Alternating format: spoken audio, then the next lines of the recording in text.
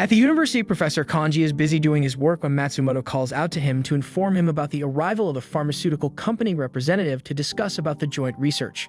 Kanji asks Matsumoto to escort the representative to the meeting area. Later, while Kanji is busy working, he is notified that he had been working for long hours. While trying to get up, he feels faint and dizzy, so he quickly grabs some Calorie Mate and energy jelly and eats them. While doing that, he sees the photo on his desk and remembers how his younger sister, who died of brain tumor, once asked him whether she would get better if she took the medicine.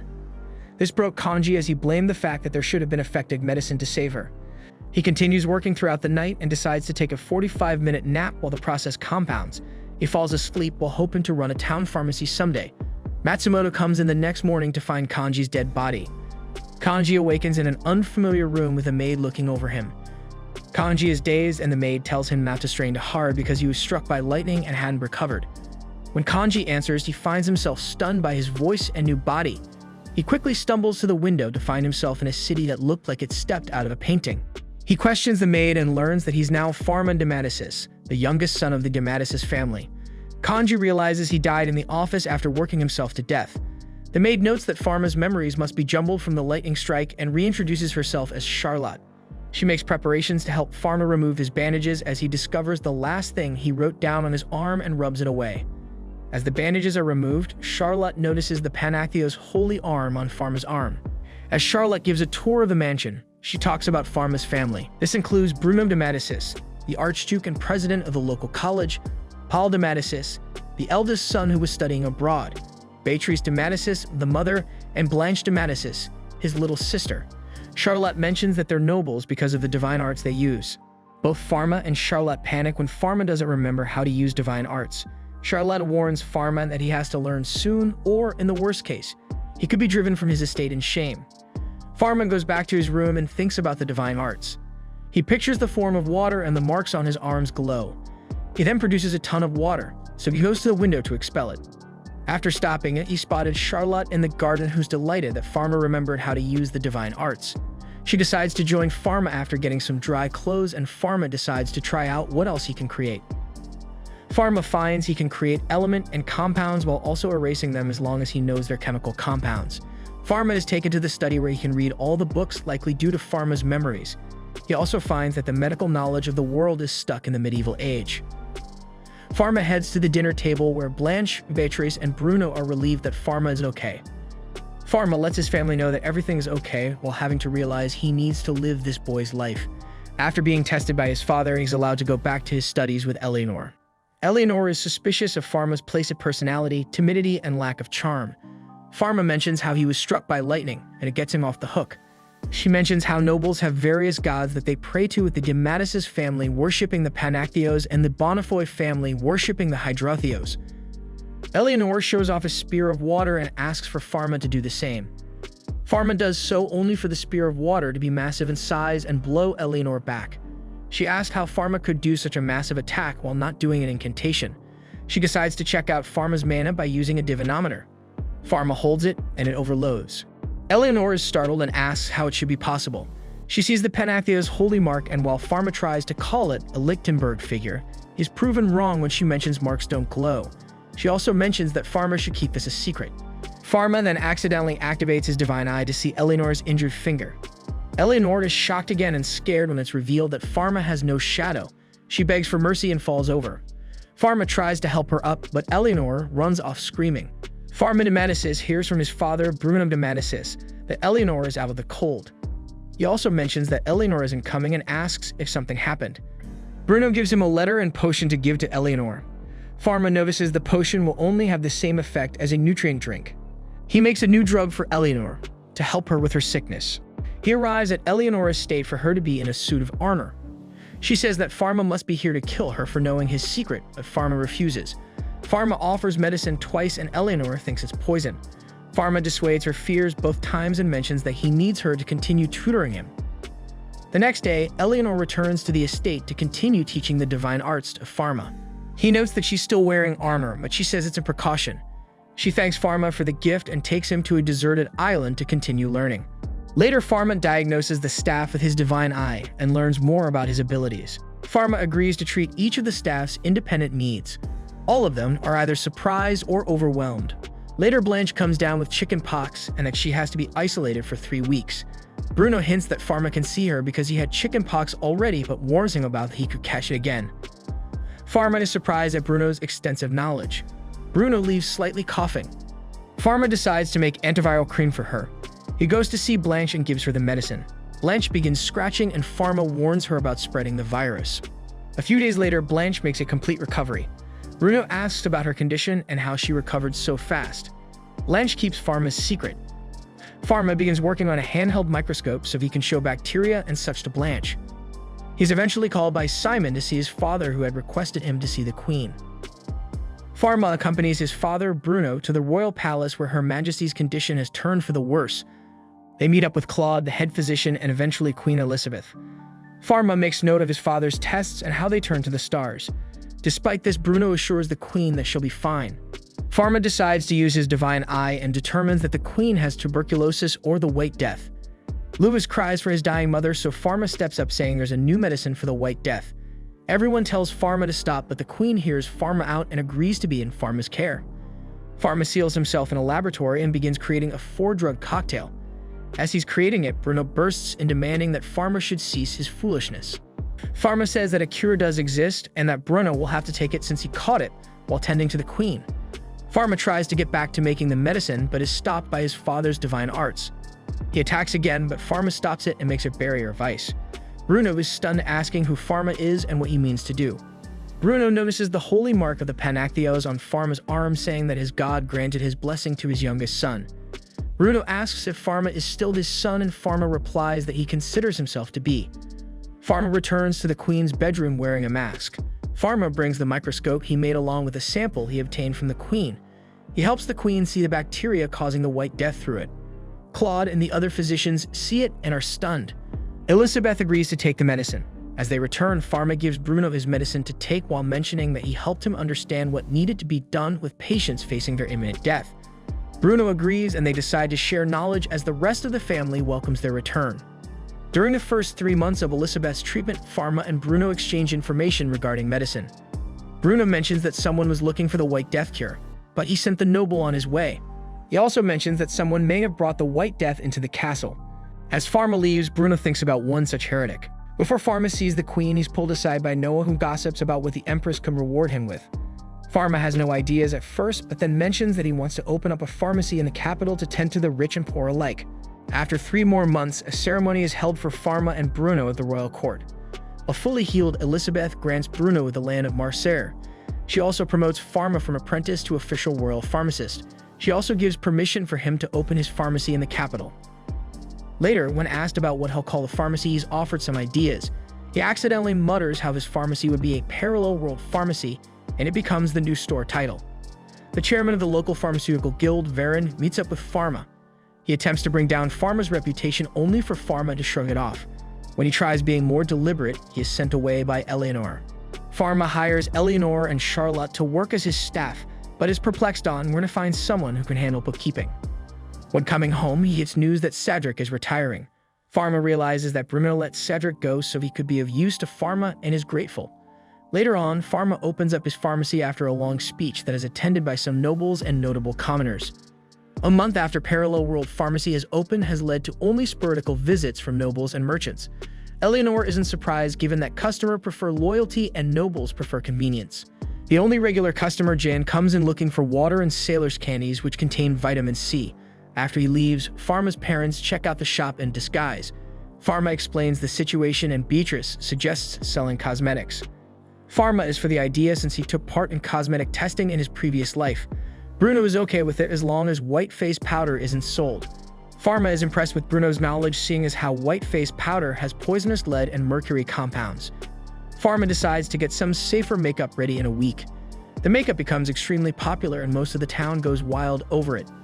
Jean comments on the new popularity, but Pharma brings up a new issue. The supply couldn't keep up with the overwhelming demand. Chloe is aware of this and offers a solution.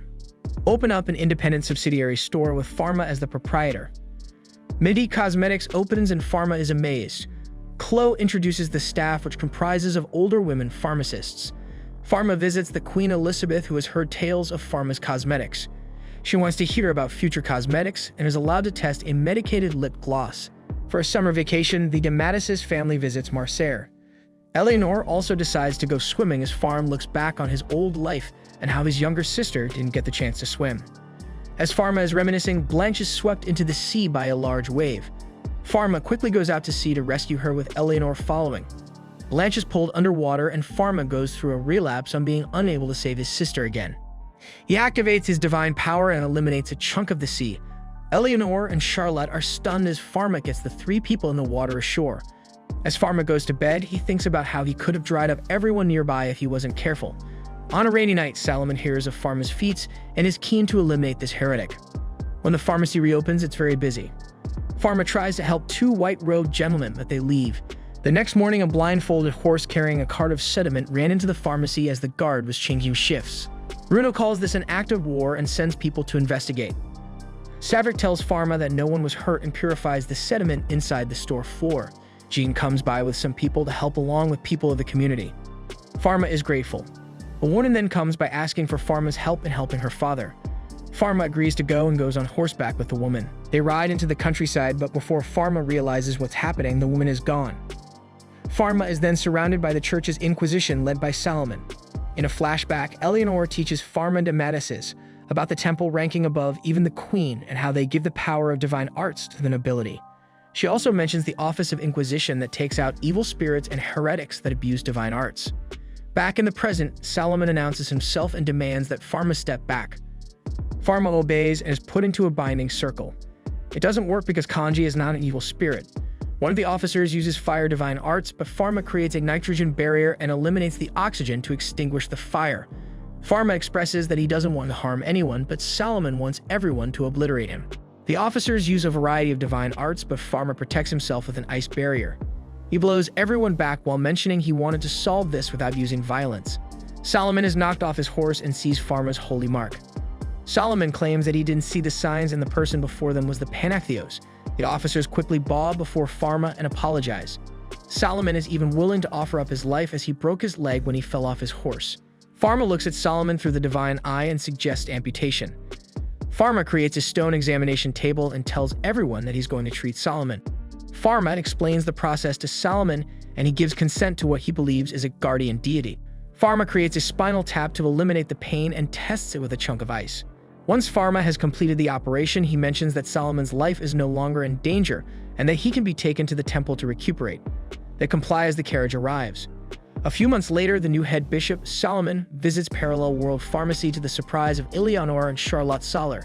He explains how he climbed the ladder to become the head bishop to support Pharma and to get rid of any rumors of a shadowless boy in the capital. Pharma senses Salomon's hostility to anyone against him as he notices the extra escort. In the back room, Salomon presents Pharma with a wand known as the Panak Rabdos, a sacred treasure of the guardian deity temple. Pharma wonders if he should carry something that valuable, but when he picks it up, it shines with divine light, proving the sacred treasure has chosen him. It turns out the wand isn't from this world and only a divine entity could wield it. As Salomon's guard leaves, Salomon mentions that the temple will not interfere with Pharma's work. He cannot say the same for those who attack the pharmacy. He also gives Pharma a talisman to hide his divine nature, giving him a shadow. Pharma is delighted and mentions he only wants to walk the same path as his friends and family. While shopping with Blanche, he overhears some commoner pharmacists talking about how Parallel World Pharmacy is considered heretical. They can't sell their products as a result, much to the common folks' dismay. Pharma makes note of this and decides to make a compounders guild to help others sell his products.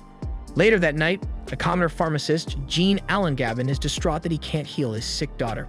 As Parallel World Pharmacy continues to profit, the Pharmaceutists Guild continues to decline. Meron continues to blame Pharma as rumors circulate that he sent the blindfolded horse into the pharmacy. Later, Pierre tries to ask one of the doctors in town to look at his daughter, but the office is closed. Pharma happens to pass by and offers his help. They go in through the back entrance where Pierre believes that he had to come this way because he was a commoner. It's when he's told to wear a cloth mask that he realizes that they went in the back way to prevent everyone else from getting infected. Pharma determines her condition to be influenza and tries to make it simple for Pierre. Pharma offers some medicine to help lower Marie's fever. That night, Marie is well enough to leave the pharmacy. As he heads back, Pierre understands why the guild can't keep up. Pierre brings news of his visit to the pharmacy when the guild next meets. Veron immediately calls him out and laments not being able to save his own son. Pierre calls out Veron's selfishness and wishes for the rest of the guild to follow him. Veron doesn't listen and kicks Pierre out of the guild. Later, Pharma comes across Pierre distraught in front of his smashed-up shop. Pharma admits that he had no idea Pierre was running his own pharmacy, as Pierre thinks about moving away to start a new pharmacy in a new country. Pharma reveals that he just got permission to start the compounding pharmacy guild from the Queen. He offers Pierre to join it, and Pierre accepts in tears. Sometime later, Pierre is ready to open up again but is nervous. Marie says some words of encouragement to calm his nerves, and he opens the door. Many customers have come flocking, and Pierre cries tears of joy. Bruno has a dream about Camus' fall from grace. Pharma notices his father's distress, but Bruno says it's not important. Simon gives him a letter from Pal de Médicis, which makes Blanche nervous. Apparently, he was supposed to come for a visit, but it was delayed. Bruno calls Pharma to his office after breakfast. Bruno mentions the San Fleuve Fair takes place next month, where merchants from all over the world come together. Apparently, the Nether Kingdom's colony of Pont Island recently had an epidemic. When researchers went to gather tissue samples, a few of them died too. There are also a few merchant ships from the Nether Kingdom with goods from the island headed there. The only port they can get to offload is Marcera. Pal's letter mentioned after the researchers perished, the lab was sealed off. They were using Pharma's microscope to study the disease. Pharma asks for copies of sketches made, and Bruno agrees. At the palace, Elizabeth talks with her council about how the health of the country has improved over the last year thanks to Parallel World Pharmacy and the Compounding Pharmacy Guild. They debate about rewarding Pharma with the title of Archduke, but he's too young at this point, so they put the reward on hold. At Parallel World Pharmacy, Pharma discusses with Eleanor about the situation involving the Nether Kingdom and how the fair can't be stopped since it's 2 weeks away. Charlotte gives Pharma a note from Pal to him that shows the sketch. Pharma confirms that the disease that infected Pont Island was the Black Death. Pharma and Eleanor send off people from the Compounding Pharmacy Guild to Marcera. They're directed to work with the local governor, Adam, with a plan involving quarantine stations. Pharma then talks with Bruno about the Black Death, and Bruno agrees with him. Pharma and Eleanor explain how they're moving ahead with quarantine stations and medication, levofloxacin. He joins the two of them to talk to Elizabeth. They explain the situation to her, and she agrees to limit the point of entry for merchants. Pharma also asks for permission to inspect the cargo at the gates, while also asking for everyone in the kingdom to kill any fleas and rodents on site, while also boiling their clothes. Elizabeth agrees and sends her minister to send out the edicts, while saying it's her duty to protect her empire and subjects. A bit later, the quarantine stations are set up, and Pierre uses a compound microscope Pharma made. He remarks that 1,000 doses of medicine Pharma provided has been packaged. Pharma is relieved and said that if anyone gets infected, they are to be treated no matter who they are. Pharma and Eleanor head off to Marcera to assist in the examination of the cargo, leaving Charlotte and Cedric in the capital. Meanwhile, an evil spirit wanders through a dead city. At the coastal city of Marcera, Eleanor's students have made sure the ships to stay off the port until they're inspected. They've done a good job as Pharma goes to inspect the ships with Eleanor. On the first ship, he doesn't find anyone with the Black Death, but does notice some sailors with scurvy on board. The noble merchants begin to get impatient and throw food at Pharma's boat. Before Eleanor can retaliate, though, some cannon fire halts the nobles. They come from the Scarlet Fleet, led by Commodore Jean Allen Gabin. Pharma is happy to see him, while Jean hopes to stop by Parallel World Pharmacy again. As the group takes a break, everyone is relieved things are going well. However, Adam comes in saying a ship that couldn't wait and docked in S-Village to smuggle in their cargo. All they know is that the people have left the village, but people are dying in said village. Pharma heads out personally, much to Eleanor's protests. Pharma arrives at the village to find people leaving the village in fear. Pharma wants everyone to stay and be treated, but they see him as the one who cursed them at first. Pharma quickly puts up an ice barrier around the village to contain the disease and says he's there to help them. He divides the village into those seriously ill, those slightly sick, and those that aren't infected. Pharma quickly treats the infected and goes to the hospital where those most severely infected are staying. Meanwhile, at the seas of Marcera, Jean finds the ship that docked at S- earlier to find the entire crew dead. To his dismay, he commands his crew to open fire on the ship to prevent the disease from spreading. Professor Louise Casper wants to help, but everyone ignores her because she's close to retirement. She's aware of this and wants someone to take care of her microscopic studies. She's then called into the president's office. Back in S- Village, Pharma de Médicis goes into the hospital to find some members of the church wearing plague doctor masks. They're suspicious of him until a member of Solomon's Inquisition recognizes Pharma. Pharma conducts an examination, and while several people can be cured with levofloxacin, one passed away and one guy had a common cold. Pharma directs the patient with a common cold to the infected sector with some new clothes and an isolation period. The Inquisition finishes delivering medicine to the patients and are tasked with finding the people who brought the illness in, burning up the cargo and delivering medicine to the infected. At the Academy, Bruno talks with Professor Casper about a special medicine that microorganisms can use to stop the Black Death. The professor is overwhelmed but has plenty of microorganisms to stop the Black Death. Pharma breaks the news that a few of the patients didn't survive, but the head pharmacist of the town is happy that some people are going to live. Pharma leaves Village with everyone needing to stay in town for 2 weeks. Pharma flies down the road to the capital and finds the torch cargo with some tied-up workers being very unhappy. Pharma breaks it to the workers that they have the Black Death while learning that at least one crate of white squirrels made it away with 24 workers and 5 holy knights. The holy knights are concerned to the members of the church. Pharma decides to cure all of the workers with the church dealing their punishment later. Pharma also thinks about this bioterrorist attack being similar to when Elizabeth had the White Death. Bruno hears word of the coming cargo and warns Elizabeth of the attack. Meanwhile, Charlotte is handing out masks to everyone and Pierre is looking at samples that come into the capital. He finds a match to the Black Death and hurries to Gate 6 only for the Holy Knights to let loose the squirrels into the city. Pierre hurries to get the guards to sound the alarm as Camus waits in anticipation. News of the bioterrorist attack gets to Elizabeth and Bruno adds that this attack may have been orchestrated by his old Academy friend, Camus behind the Nether Kingdom. Solomon stops the Holy Knights from advancing and seals their divine magic. It's later learned that these knights performed this task because the populace were held hostage by Camus. As they die, Pharma arrives and learns of Camus' attack. When the alarm bells fall silent for a bit, Charlotte goes to check on the pharmacy with Cedric behind her. As the alarm bells come back on, both Cedric and Charlotte are stabbed by Camus, who has become an evil spirit. Bruno and Pharma arrive to see Camus amazed by Pharma's concoctions. Bruno fights Camus while Pharma heals his friends. Bruno falls and Camus turns to face Pharma, who's upset that this man cannot be healed. Camus throws Pharma's concoctions at him, but Pharma is able to eliminate them and punch Camus in the face. Camus warns Pharma that the people won't be able to accept him just as the people didn't accept him. Pharma chooses to preserve their lives as he punches Camus outside and stabs him with the Panac Rabdos. Camus dies as the spell Cleansing Sanctuary is cast. Charlotte hugs Pharma, thanking him for saving her. The battle with the Black Death continued throughout the city as Eleanor finished up the inspection of the ships to Marsara. Pharma developed more treatments for the Black Death, and the Compounding Pharmacy Guild distributed them throughout the capital. 2 months after Camus' attack, the epidemic ends, the fair begins, and Parallel World Pharmacy reopens. Many people come by bearing gifts, including Jean, Alan, Gavin, Pierre, and Solomon. Many people return to the pharmacy as Charlotte welcomes them.